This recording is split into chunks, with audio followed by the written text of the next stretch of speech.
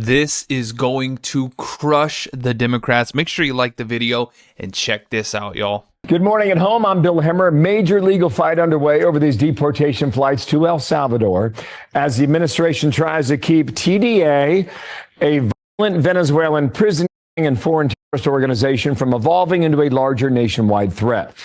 But that effort is facing a lot of resistance in court. A federal judge setting a deadline for noon today, demanding more information about the flights after he issued an order to turn those planes around on Saturday. Senior national correspondent William Lajeunesse has more on Tren de Aragua activities here in the U.S. and the dangerous threats they pose to our safety all across the country. Hi, William. Good morning.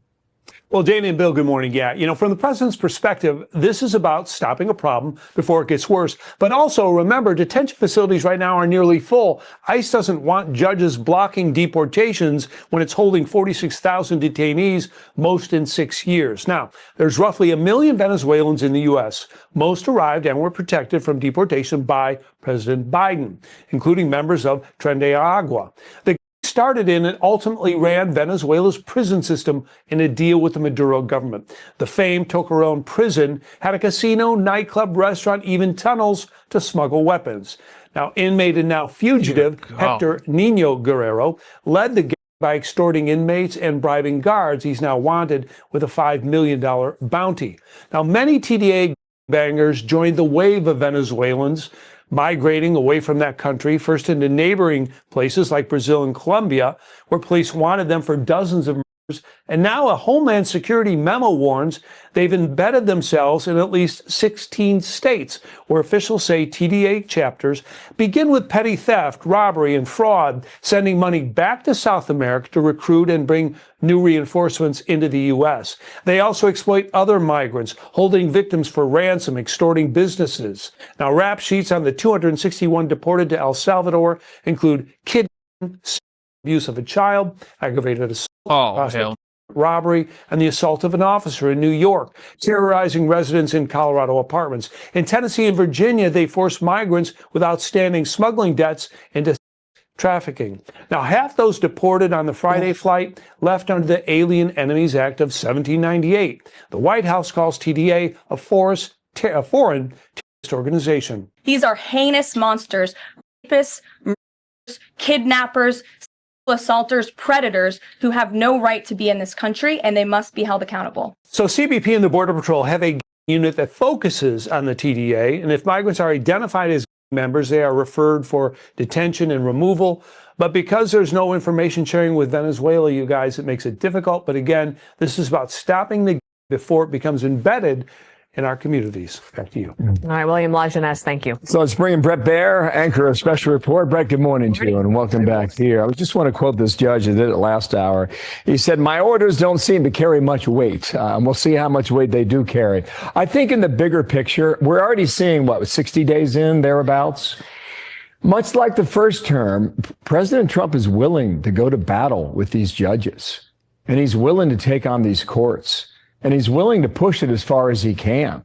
And I think this is a clear example of that now in Trump 2.0. I just want to start with that thought there. Go ahead. 100%. Good morning, Bill and Dana. I think that this is a battle that they feel like they can win. All the way up to the Supreme Court. First of all, and I know you talked about this with John Yoo and others, the specific order that it wasn't written in the district, in the D.C. district, that has been battled out before, that it had to be a written order, not a verbal order in court to turn the planes around.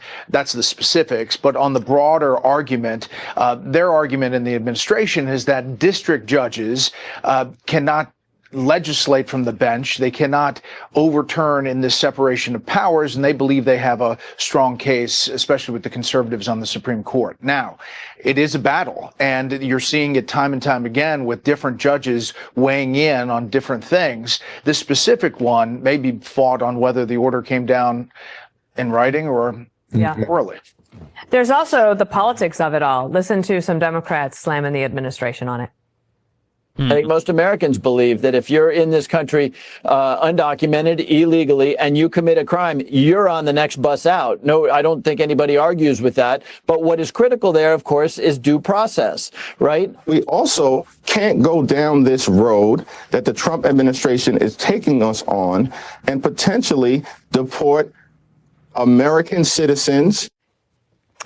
Brett, What? it just feels to me like the administration, the Democrats, not the administration, the Democrats are just trying to push this boulder uphill and they're going to get crushed by it.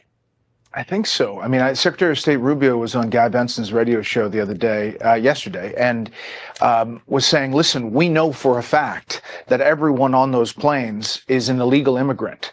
We know for a fact that most of those people have been charged with specific crimes.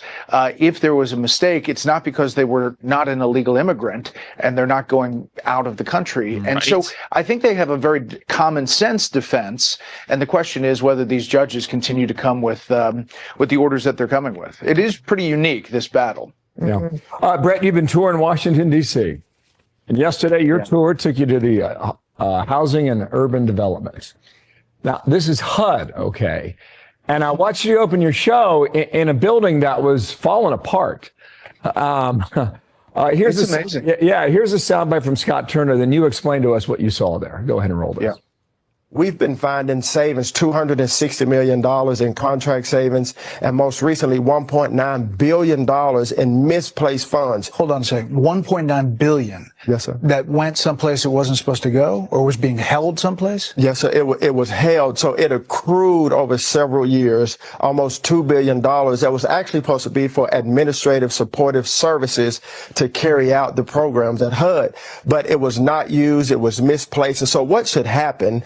That we should de-obligate those funds, but the Biden administration just let them accrue. Okay, so there's two stories here, basically. What can you cut out of housing and urban development? And what are you going to do about a building that was falling apart all around you?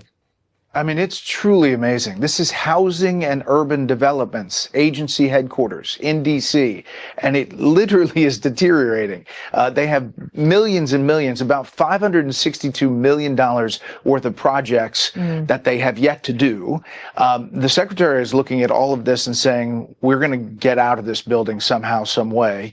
GSA, the Government Services Agency, is working on consolidating buildings in D.C. This one, it has been a problem since it opened in 1968. So it's just kind of an egregious example of how much money has been poured into this. Now, the DOGE stuff, we hear more and more about what they're finding. That's $2 billion that was misappropriated and they put back into the general fund. That stuff starts adding up. Yeah. That building was terrible when I lived back in 1995. When I first moved to D.C., it was terrible. Yeah. So, Still is. great to have you all around D.C. and showing us the insides of these places. We appreciate it.